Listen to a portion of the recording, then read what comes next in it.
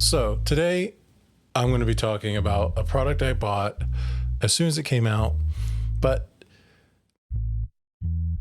when it first came out, I was having some problems with it and I wanted to use it before I put all of my thoughts into one video for you guys.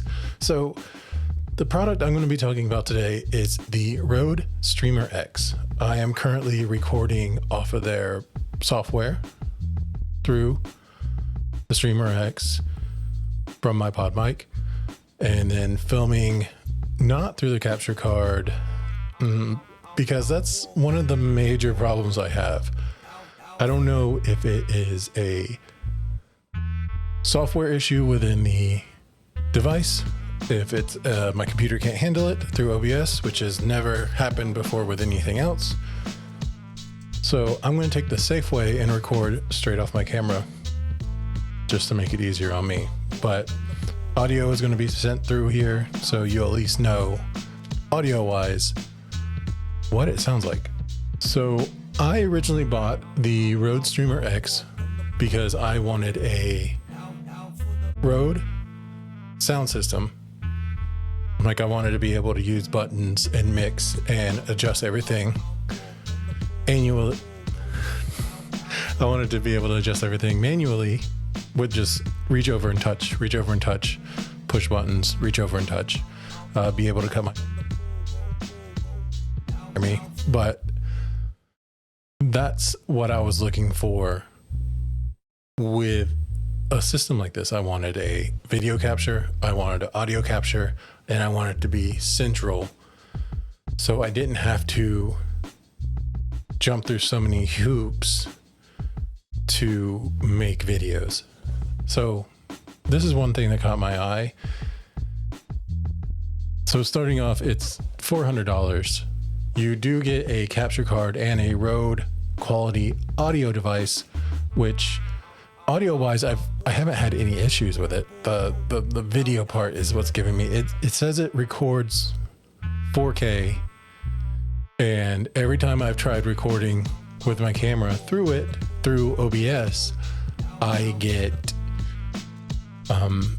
really bad frame drops, so much stuttering in my videos, and it's even hard to put anything together using the device. Even when I have my game system hooked up, if I hook up my Switch to it, it's still giving me problems. So I don't know if it's a software issue or a hardware issue, but there's something going wrong with my device. But so when I was looking for an audio device, I wanted smart pads, manual touch controls so I can manually cut video, mic, adjust my sounds and everything on the fly, while also having smart pads so I can add in my own sound effects, or if I were to do it now, my own voice effects for anything that I really wanted to do.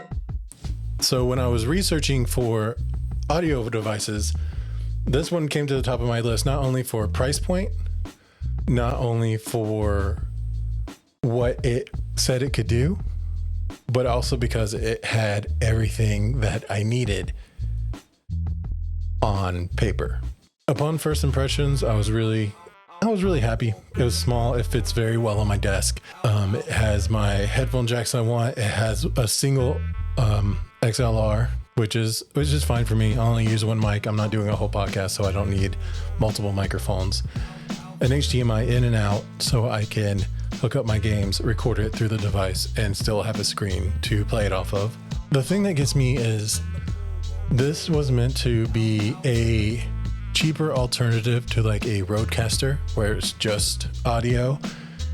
And instead of doing audio very well through the Rodecaster like Duo and the Procaster 2 and all of their other sound devices, what I found out about this one is they don't give you everything those devices have without downloading their like proprietary software, where on my screen I can adjust mic volumes, switch it, I can adjust sound levels, all the things that you could physically do on the devices that have everything laid out on the device, they now made a program where you can do it straight from your computer, and kind of like it bridges the gap. Okay, so good point, bad point time. Good point. It's a very small device. They give you pretty much exactly what you need on the device to run what you would want to run. The bad side of that is they stripped back some of the things I would also kind of have liked to have kept on there. If I would have just been able to have just one or two sliders to control things I need. If I wanted to quickly turn down my gameplay and turn up my microphone, or turn down this, turn up that, and set it to that without having to get off what I'm doing, go into my computer program, click what I want to click on, sliders, turn back, and then, okay, now that's what you give up to get this device. And it's all for a capture card that, like, I just can't get it to work. I've seen other people, I've looked up how to fix this, but I just can't get it to work. I'll probably put a snippet of what recording through the Rode X does for my camera, at least with like the lowest settings possible, but like straight 1080p, 30 frames a second, like the least amount of work possible. In my opinion, what would have been best for this device would be, if you're thinking about buying this, I would probably look at a proven capture card that can do exactly what you would want it to do, and a Rodecaster Duo, or a Procaster 2, or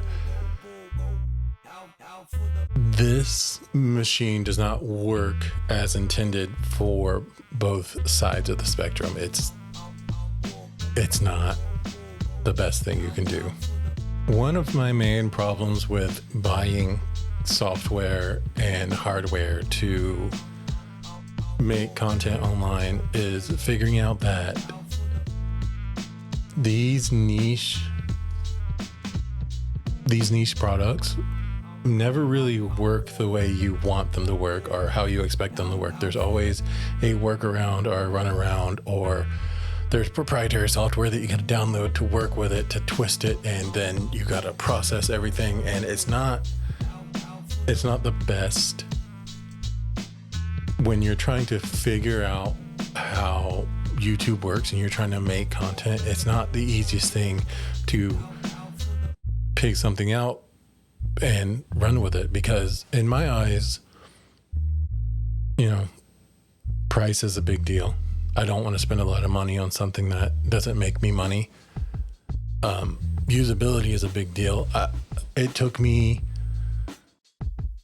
with no experience, it took me maybe like 3 weeks to figure out how to even get this thing to work. And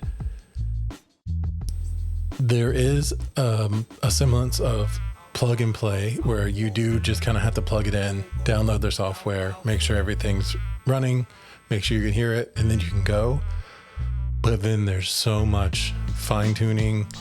I got to set the microphone to be like this. I got to set all my settings. I've got to fix my camera settings. I got to fix my software settings, when from what I'm used to, if you get a capture card that works, plug it into a capture card, plug that in, put it into OBS, it records fine. Get a Scarlett Solo, plug that in USB, it works fine. There's only drivers you have to download to make your computer be able to use that device. But with the Rode StreamerX, it was a lot of, I also need to download this, and that's only how you update it. I need to also download this software to use it. And now I got to reconfigure all my OBS settings so I can record with it. And when all I want to do is be able to press record on my camera and press record on my audio, there's a big issue.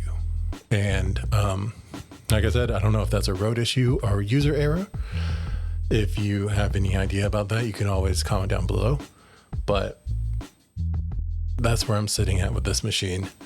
Looking at the website, in the same price range, I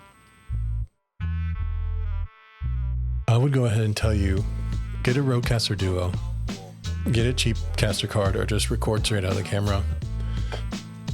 There's no beating the preamps in Rode devices compared with Rode microphones. That I haven't had a problem with. It's just outside of audio, everything else has been a giant issue. But other than that, I hope you liked my rundown of what I thought about the Rode X. At the end of the day, 7 out of 10.